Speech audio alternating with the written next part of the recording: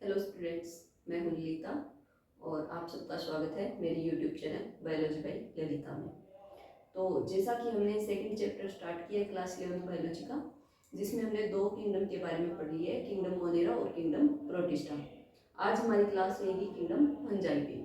ठीक है, आज हम फंजाई का जनरल इंट्रो करेंगे और नेक्स्ट 2 क्लासेस में हम फंजाई की दो क्लासेस पढ़ेंगे। तो 3 दिन में हमारा किंगडम फंजाई वो कंप्लीट हो जाएगा। ठीक है, अब फंजाई में हम क्या देखेंगे कि जो फंजाई है वो आकारिकी और आवास की दृष्टि से सबसे ज्यादा विविधता दर्शाता है। यानी ये लगभग सभी जगह पर पाया जाता है, और जो सभी जगह पर पाया जाता है इसके कारण इसको क्या कहते हैं, कॉस्मोपॉलिटन कहते हैं। ठीक है, यानी सभी जगह पर पाया जाता है। जैसे हम कोई ब्रेड ला कर रखते हैं, वो खराब हो जाती है, उस पर फंगस लग जाती है। अचार होता है, काफी दिनों का हो जाता है, पुराना हो जाता है, उस पर भी फंगस लग जाती है। जैसे अब गर्मी में तो बहुत ज्यादा प्रॉब्लम होती है ना, सब्जी है वो भी थोड़ी सी बासी हो जाती है, उस पर फंगस लग जाती है।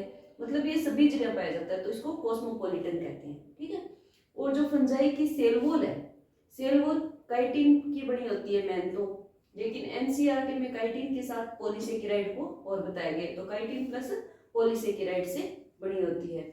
इसके बाद में जो होती है ना, इसके जो आकार लगभग जो सभी फंजाई है वो एक यीस्ट को छोड़कर, यीस्ट होता है वो तो यूनिसेल्युलर है यानी एक कोशिका है, इसको छोड़कर सभी फंजाई है वो फिलामेंटस यानी तंतु में होती है। फिलामेंटस यानी तंतु में होती है। फिलामेंटस तंतु में क्या होता है कि एक लंबी पतली धागेनुमा संरचना होती है, जिसको कवक तंतु या हाइपी कहते हैं। ठीक है, और जो कवक तंतु और हाइपी है वो सारे कवक तंतु और हाइपी मिलकर सामूहिक रूप से क्या कहलाते हैं, माइसीलियम कहलाते हैं। ठीक है, माइसीलियम भी फिर दो प्रकार का होता है, एक तो होता है सेप्टेट और एक होता है एसेप्टेट, यानी पट्टीय और अपट्टीय। जो सेप्टेट होता है इसमें क्या होता है कि सेल वॉल पाई जाती है, ठीक है, पट्टियां पाई जाती है, तो ये तो हो गया सेप्टेट। और जो एसेप्टेट होता है उसमें सेल वॉल नहीं पाई जाती, पट्टियां नहीं पाई जाती, वो अपट्टीय होता है, उसमें बहुत सारे केंद्रक पाए जाते हैं, तो वो क्या हो गया, सिनोसेंट्रिक हो गया। ठीक है, सिनोसेंट्रिक। इसके बाद में हम देखेंगे कि फंजाई में जो पोषण है वो किस प्रकार होता है, तो ये विषम पोषी होती है, यानी हेटेरोट्रोप्स होती है। फंजाई है वो कभी अपना भोजन स्वयं नहीं बनाती, ये भोजन के लिए दूसरों पर ही निर्भर रहती है। तो इसमें ये दो प्रकार की होती है, एक तो होती है सेप्रोफाइटिक यानी मर्तोपजीवी या मर्तपोषी, और एक होती है पैरासाइटिक। तो मृतजीवी या मृतकोषी उसमें क्या है, ये डेड ऑर्गेनिक मैटर से अपना पोषण प्राप्त करती है। और जो सेप्रोफाइटिक है इसमें तो डेड ऑर्गेनिक मैटर से हो गया, और जो पैरासाइट परजीवी है इसमें ये प्लांट्स और एनिमल्स से अपना भोजन प्राप्त करती है। ठीक है, तो चलिए शुरू करते हैं। आप हेडिंग लगाइए फंजाई।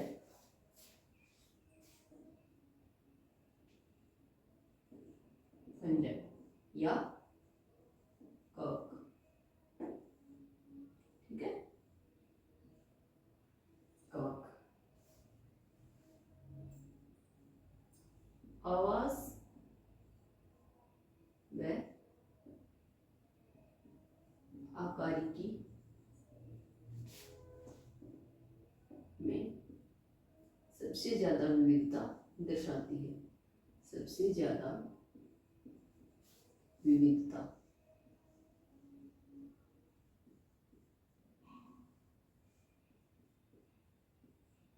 दर्शाती है। ठीक है, फंजाई है वो आवास और आकारिकी में सबसे ज्यादा विविधता दर्शाती है। सेकंड, यह लगभग सभी जगह पाई जाती है, सभी जगह पाई जाती है।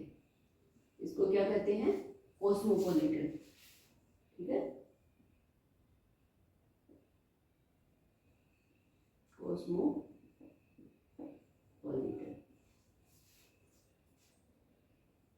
सेल वॉल, सेल वॉल किसकी बनी होती है, काइटिन एंड पॉलीसेकेराइड।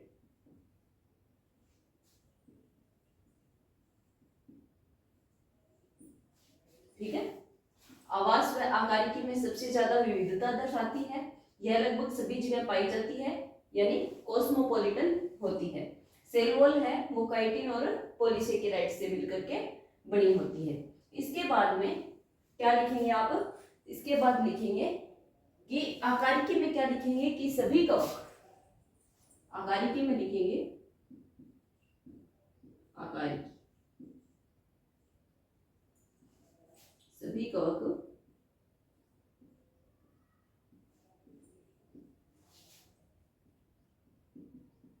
फिलामेंटस या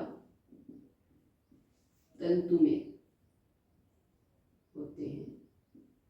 ठीक है, सभी कवक है वो फिलामेंटस या तंतु में होते हैं।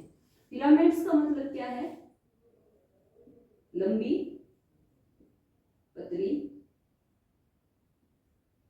धागेनुमा संरचना, धागेनुमा संरचना जिसे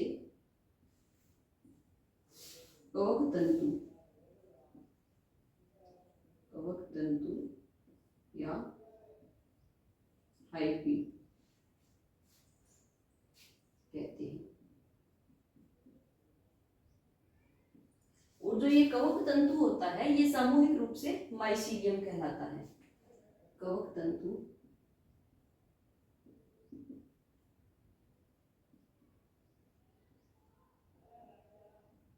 सामूहिक रूप से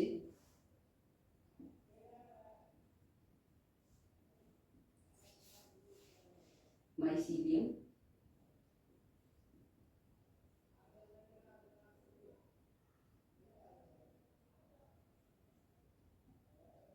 कहलाता है। ठीक है, सभी कवक हैं वो फिलामेंटस या तंतु में होते हैं, लंबी पतली धागेनुमा संरचना जिसे कवक तंतु या हाइफी कहते हैं। और जो कवक तंतु है वो सामूहिक रूप से माइसीलियम कहलाता है। ठीक है, इसमें एक ऐसी संरचना होती है। ठीक है, अब ये छोटी छोटी संरचना है ना, ये तो क्या है, ये हाइफी, हाइफी या कवक तंतु, और ये सामूहिक रूप से सारा क्या कहलाता है, माइसीलियम। ठीक है, अब ये जो माइसीलियम है ये भी दो प्रकार का होता है, टू टाइप्स का। ठीक है, माइसीलियम टू टाइप्स का होता है, एक तो सेप्टेट,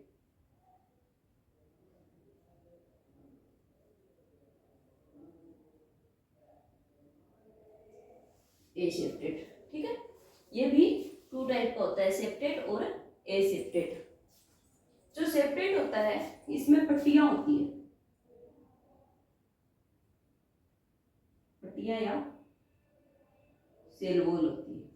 ठीक है, ये ऐसी संरचना होती है।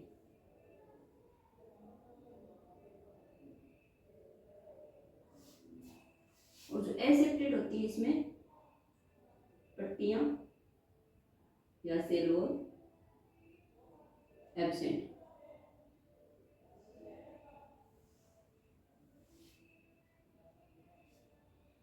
ठीक है, ये हो गया।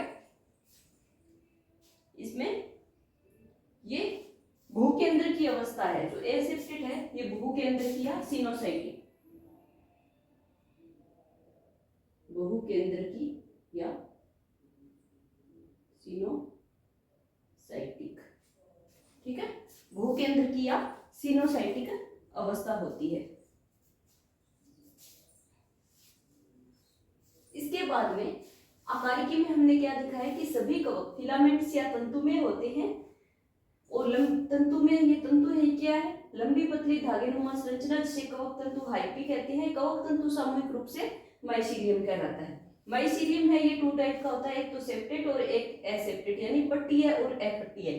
पट्टी होता है इसमें सेल वॉल या पट्टियां प्रेजेंट होती है, और एसेप्टेट होता है वो अपट्टी है, इसमें सेल वॉल एब्सेंट होती है, इसमें भूकेंद्र की अवस्था होती है, इसे सिनोसाइटिक कहते हैं। ठीक है, अब इसमें एक अपवाद है,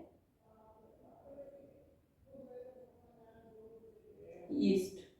यीस्ट क्या है, यूनिसेल्युलर, यूनिसेल्युलर। ठीक है, इतना क्लियर हुआ।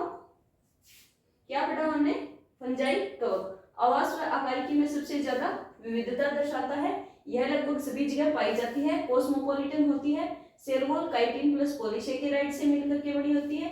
आकारिकी सभी कवक फिलामेंटस या तंतुमय होते हैं। कवक तंतु या हाइपी है ये तो, और ये कवक तंतु या हाइपी है ये सामूहिक रूप से माइसीलियम कहलाती है। ठीक है, ये जो कवक तंतु है ये लंबी पतली धागेनुमा संरचना जिसे कवक तंतु या हाइपी कहते हैं। कवक तंतु सामूहिक रूप से माइसीलियम कहलाती है। माइसीलियम टू टाइप का, सेप्टेट और एसेप्टेट। सेप्टेट है इसमें सेल वॉल होती है और एसेप्टेट है इसमें सेल वॉल एब्सेंट होती है।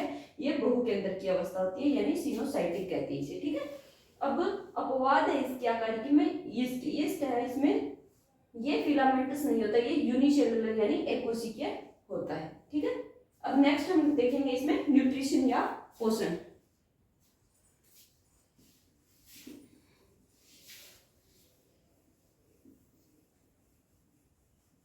नेक्स्ट न्यूट्रिशन यानी पोषण।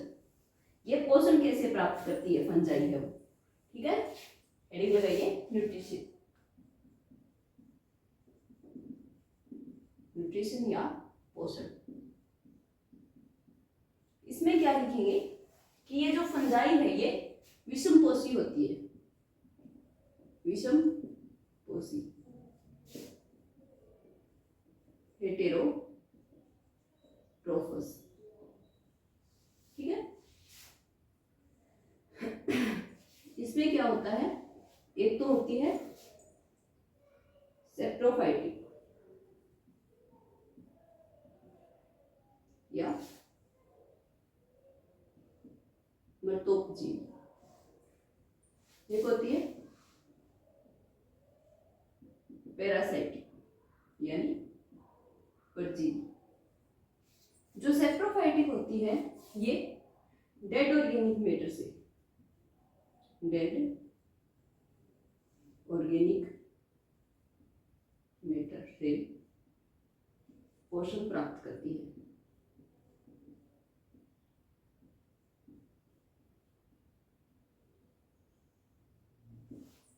ये क्या करती है, ये प्लांट्स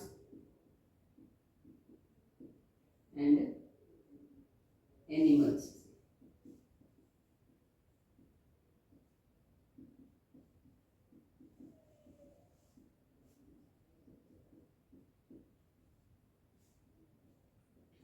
ठीक है।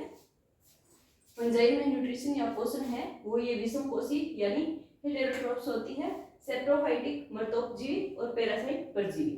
सेप्रोफाइटिक या मृतोपजीवी होती है, ये क्या है, डेड ऑर्गेनिक मैटर से पोषण प्राप्त करती है यानी सड़े गले पदार्थों से पोषण प्राप्त करती है। और ये पैरासाइटिक है, ये प्लांट्स एंड एनिमल से पोषण प्राप्त करती है। ठीक है, इसके बाद में हम पढ़ेंगे कि कुछ जो फंजाई होती है वो सहजीविता यानी सिम्बायोटिक रिलेशनशिप दर्शाती हैं। लिखिए, कुछ फंजाई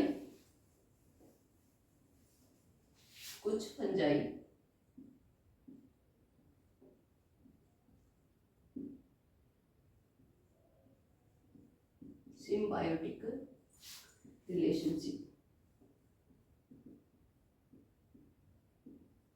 यानी सहजीविता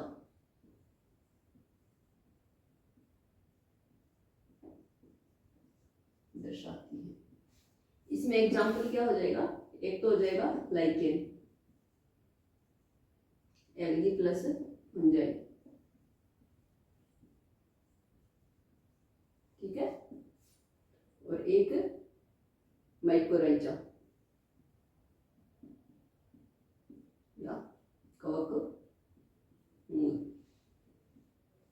ठीक है, लाइकेन है वो एल्गी और फंजाई के साथ में मिलकर के सहजीविता दर्शाता है, और जो ये माइकोराइजा है कवक मूल है ये हायर प्लांट्स की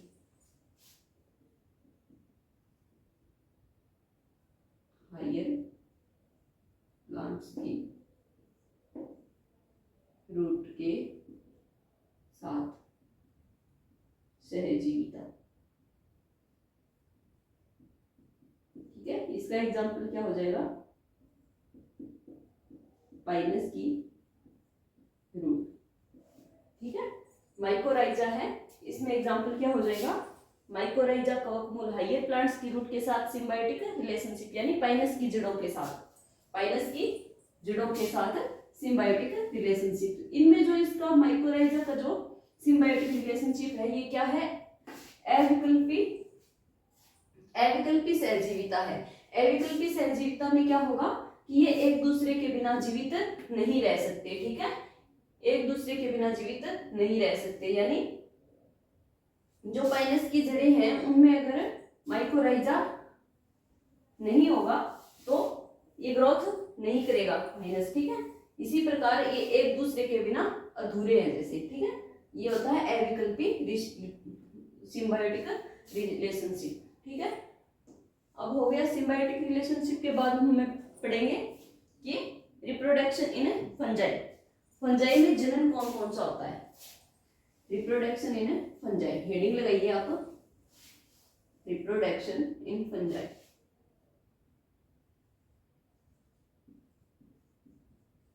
रिप्रोडक्शन इन फंजाई,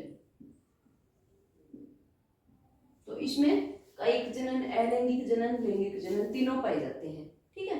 तो पहले हम पढ़ेंगे कायिक जनन के बारे में। फर्स्ट कायिक जनन। कायिक जनन में कौन कौन से आएंगे, एक तो आएगा फ्रेगमेंटेशन,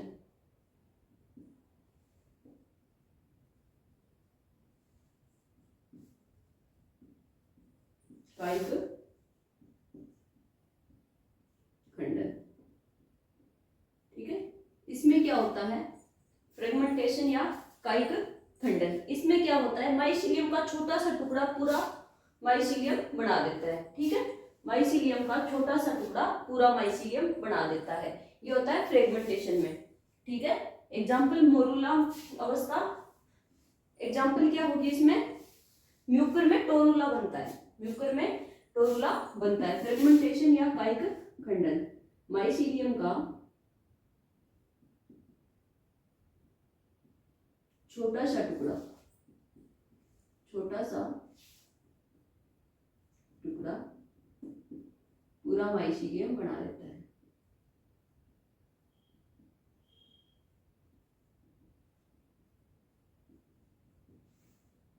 इसमें एग्जांपल हो जाएगा म्यूकर, ठीक है, म्यूकर में टोरूला बनता है।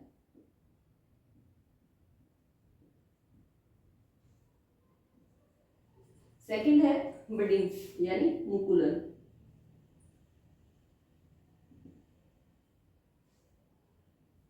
इसमें क्या होगा कि माइसीलियम की एक छोटी सी अतिवृद्धि, माइसीलियम की एक छोटी सी अतिवृद्धि है वो एक नया कवक बना देती है। ईस्ट में होता है, ये ईस्ट में होता है, ठीक है। कवक की अतिवृद्धि पृथक होकर के पूरा कवक बना देती है। इसमें कवक की अतिवृद्धि पृथक होकर पूरा कवक बना देती है।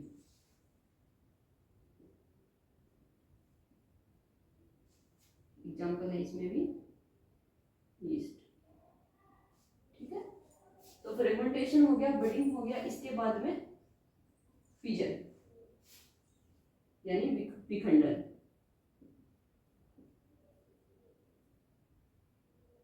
विखंडन इसमें क्या होता है, इसमें एक फंजाई दो टुकड़ों में, एक कवक दो टुकड़ों में टूट जाता है, फिजन या विखंडन। इसमें एक कवक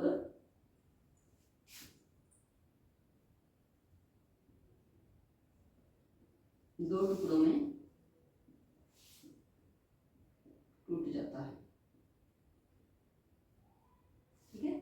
ये कोई एक कवक है, इसमें आगे फिजन होगा तो ये क्या होगा, दो टुकड़ों में टूट जाएगा, ठीक है।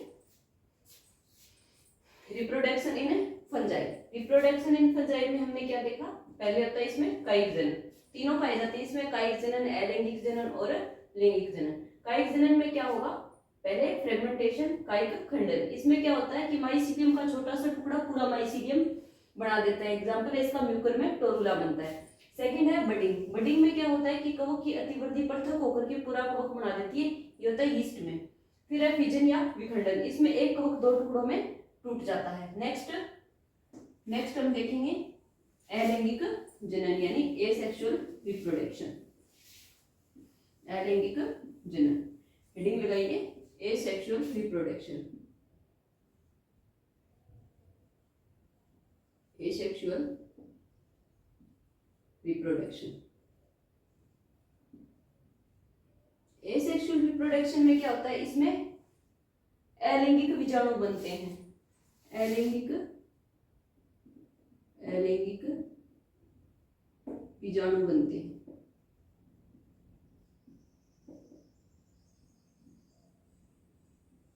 अलैंगिक बीजाणु है वो कौन से,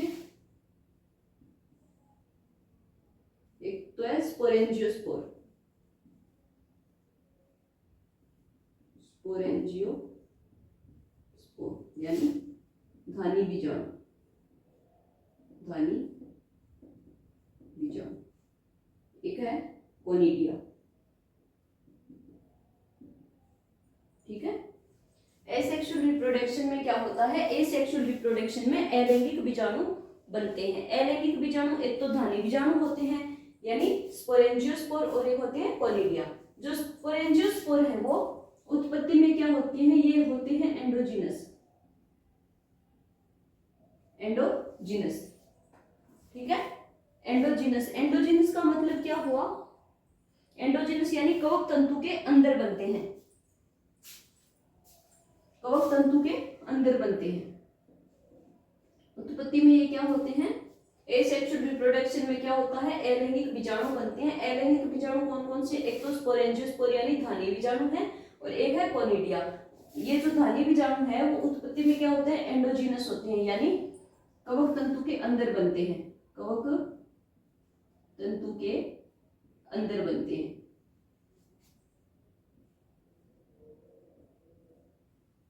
ठीक है। ये भी दो प्रकार के होते हैं, ये दो प्रकार के होते हैं।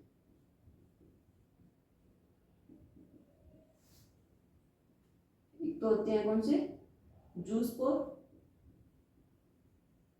यानी चल बीजाणु, चल बीजाणु। इसमें फ्लैजेला, फ्लैजेला प्रेजेंट, ठीक है। और दूसरे होते हैं एप्लेनोस्पोर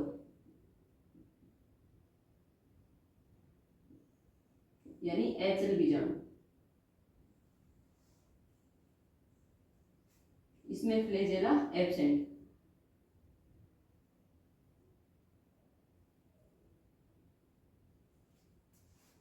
ठीक है। और ये जो कोनिडिया होते हैं ये एक्सोजीनस होते हैं, एक्सोजीनस यानी कवक तंतु के बाहर बनते हैं, कवक तंतु के बाहर बनते हैं, ठीक है। एसेक्सुअल रिप्रोडक्शन, एसेक्सुअल रिप्रोडक्शन में क्या देखा आपने, एसेक्सुअल रिप्रोडक्शन इसमें अलैंगिक बीजाणु बनते हैं, स्पोरेंजियोस्पोर धानी बीजाणु और कोनिडिया, ठीक है। ये कैसे बनते हैं,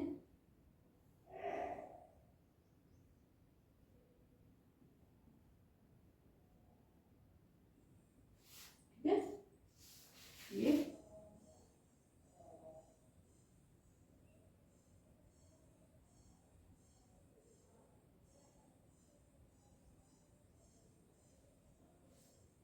ठीक है, अलैंगिक बीजाणु बनते हैं। अलैंगिक बीजाणु कौन कौन से होते हैं, एक तो होती है स्पोरेंजियोस्पोर यानी धानी बीजाणु और कोनिडिया। जो धानी बीजाणु होते हैं एंडोजीनस होते हैं यानी कवक तंतु के अंदर बनते हैं। ये दो प्रकार की होती है, एक तो जूस्पोर, एक एप्लेनोस्पोर। जूस्पोर यानी चल बीजाणु, इनमें फ्लैजेला पाई जाती है, और जो एप्लेनोस्पोर ये होते हैं एचल बीजाणु, इनमें फ्लैजेला एब्सेंट होती है। कोनिडिया होते हैं वो एक्सोजीनस होती है यानी कवक तंतु के बाहर बनते हैं, ठीक है। एसेक्सुअल रिप्रोडक्शन देख लिया। अब है सेक्सुअल रिप्रोडक्शन। सेक्सुअल रिप्रोडक्शन में क्या होगा, एसेक्सुअल रिप्रोडक्शन में अलैंगिक बीजाणु बनते हैं तो इसमें लैंगिक बीजाणु बनेंगे, ठीक है। Sexual reproduction,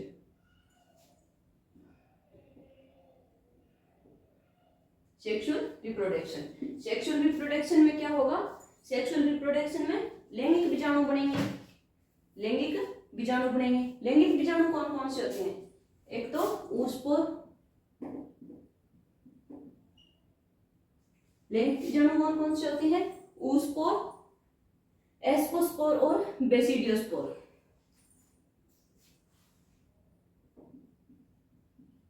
ascospore, basidiospore.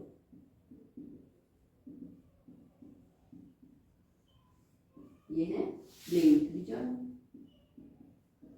लैंगिक बीजाणु।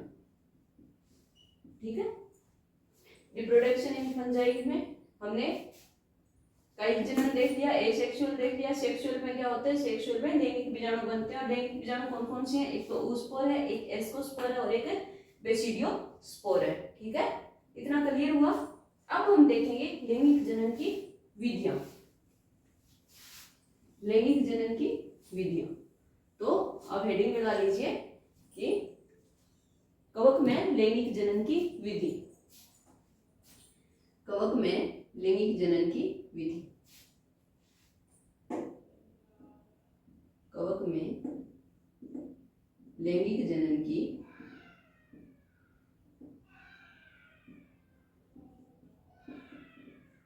विधि।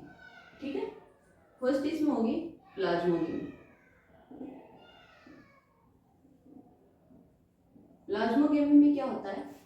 प्लाज्मोगेमी में हम सबसे पहले दो गतिशील या अगतिशील युग्मक लेते हैं, दो गतिशील या अगतिशील युग्मक लेंगे। ठीक है, ये दो गतिशील या अगतिशील युग्मक हैं। बड़ा बना लीजिए थोड़ा।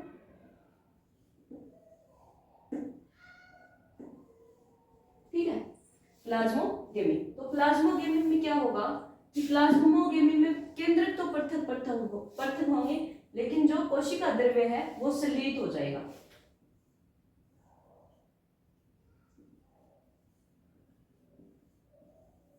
ठीक है, ये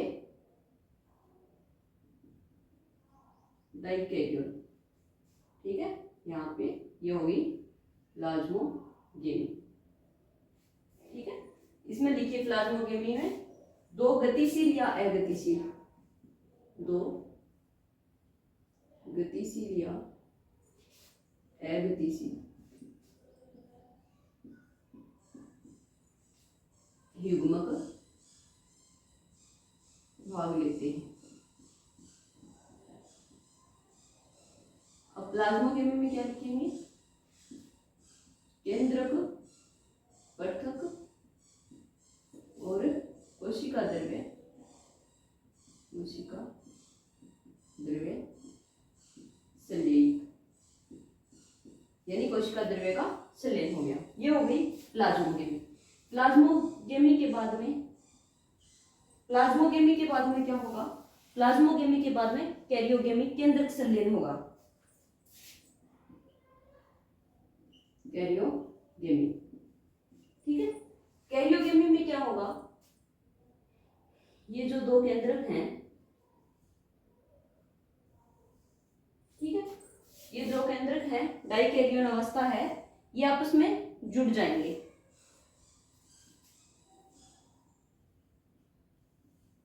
ये 2N, इसको क्या कहेंगे? इसको कहेंगे सिनकैरियोन, सिनकैरियोन। और ये कैरियोगेमी। ठीक है, लैंगिक जनन की विधि में सबसे पहले प्लाज्मोगेमी। प्लाज्मोगेमी में क्या होता है? दो गतिशील या अगतिशील युग्मक भाग लेते हैं। ठीक है, इसमें दो ये गतिशील या अगतिशील युग्मक है। इनमें प्लाज्मोगेमी का मतलब है कि केंद्रक तो पृथक होते हैं, कोशिका द्रव्य है वो संलयित हो जाता है। तो डाइकैरियोन ये दो केंद्रक है। ठीक है, इसके बाद कैरियोगेमी। कैरियोगेमी यानी केंद्रक का संलयन होता है। इसमें जो डाइकैरियोन है,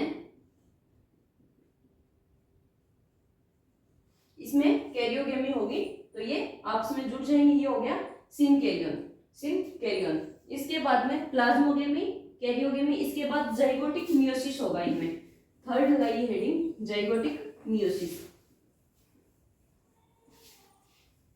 zygotic meiosis, zygotic meiosis.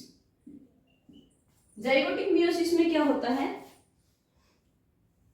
Zygotic meiosis में वापस अगुणित बीजाणु बन जाता है, वापस अगुणित बीजाणु बन जाता है, वापस अगुणित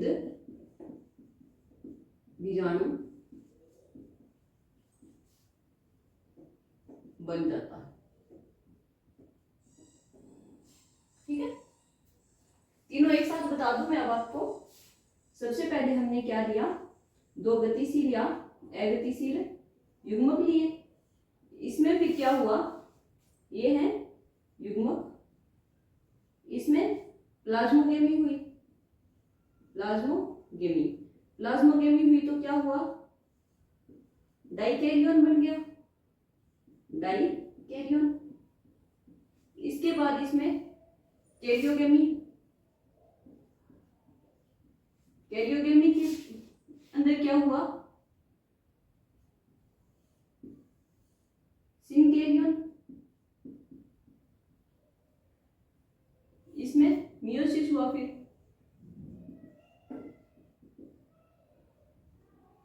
जाइगोटिक मियोसिस, वापस स्पोर बन गया। ठीक है, ये तीनों एक साथ, प्लाज्मोगेमी, कैरियोगेमी और जाइगोटिक मियोसिस। ठीक है, अगुणित बीजाणु बन गया वापस, अगुणित बीजाणु। ठीक है, अगुणित बीजाणु, ये कंप्लीट हुआ। तो इसके बाद नोट लगा करके आप एक बात लिख लीजिए कि डाइकैरियन अवस्था केवल एस्कोमाइसिटीज और बेसिडियोमाइसिटीज में होती है, फाइकोमाइसिटीज में नहीं होती। डाइकैरियन अवस्था, इसके नीचे लिख लीजिए कि डाइकैरियन अवस्था केवल एस्कोमाइसिटीज, एस्कोमाइसिटीज एंड बेसिडियोमाइसिटीज,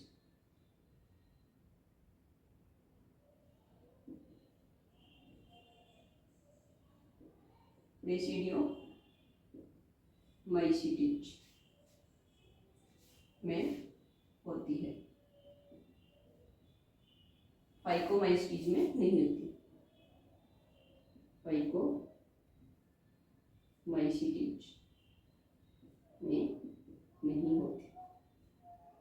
ठीक है, एक नोट लगाकर लिख लीजिए कि जो डाइकैरियन अवस्था है वो केवल एस्कोमाइसिटीज और बेसिडियोमाइसिटीज में होती है, फाइकोमाइसिटीज में नहीं होती।